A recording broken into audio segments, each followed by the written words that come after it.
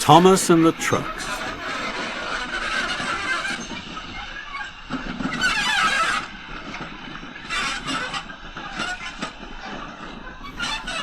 Thomas used to grumble in the shed at night.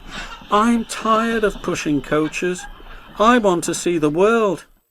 The others didn't take much notice, for Thomas was a little engine with a long tongue. But one night Edward came to the shed. He was a kind little engine and felt sorry for Thomas. "I've got some trucks to take home tomorrow," he told him. "If you take them instead, I'll push coaches in the yard." "Thank you," said Thomas. "That will be nice." So they asked their drivers next morning, and when they said yes, Thomas ran happily to find the trucks. Now trucks are silly and noisy. They talk a lot and don't attend to what they are doing. They don't listen to their engine, and when he stops they bump into each other screaming, "Oh, oh, oh, oh, whatever is happening?"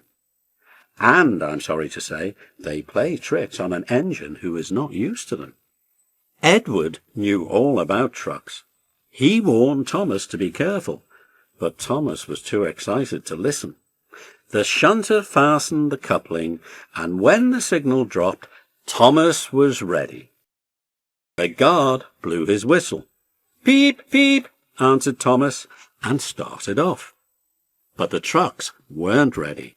"Oh, oh, oh, oh," they screamed as their couplings tightened. "Wait, Thomas, wait!" But Thomas wouldn't wait. Come on," he puffed, and the trucks grumbled slowly out of the siding onto the main line. Thomas was happy. Come along," he puffed. "All right, don't fuss, all right, don't fuss," grumbled the trucks. They clattered through stations and rumbled over bridges. Thomas whistled, "Peep, peep," and they rushed through the tunnel in which Henry had been shut up. Then they came to the top of the hill where Gordon had stuck. "Steady now, steady," warned the driver, and he shut off steam and began to put on the brakes. We're stopping," called Thomas. "No, no, no, no," answered the trucks, and bumped into each other. Go on," and before his driver could stop them, they had pushed Thomas down the hill and were rattling and laughing behind him. Poor Thomas tried hard to stop them from making him go too fast. Stop pushing," he hissed. But the trucks would not stop. Go on," they giggled in their silly way. He was glad when they got to the bottom. Then he saw in front the place where they had to stop. "Oh dear, what shall I do?" They rattled through the station, and luckily the line was clear as they swerved into the goods yard. "Ooh, groaned Thomas as his brakes held fast and he skidded along the rails. "I must stop," and he shut his eyes tight.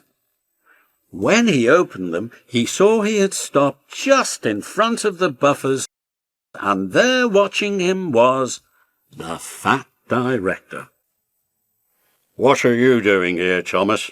he asked sternly. "I've brought Edward's trucks," Thomas answered. "Why did you come so fast?" "I didn't mean to. I was pushed," said Thomas sadly. "Haven't you pulled trucks before?" "No." "Then you've a lot to learn about trucks, little Thomas. They are silly things and must be kept in their place. After pushing them about here for a few weeks, you'll know almost as much about them as Edward. Then you'll be a really useful engine."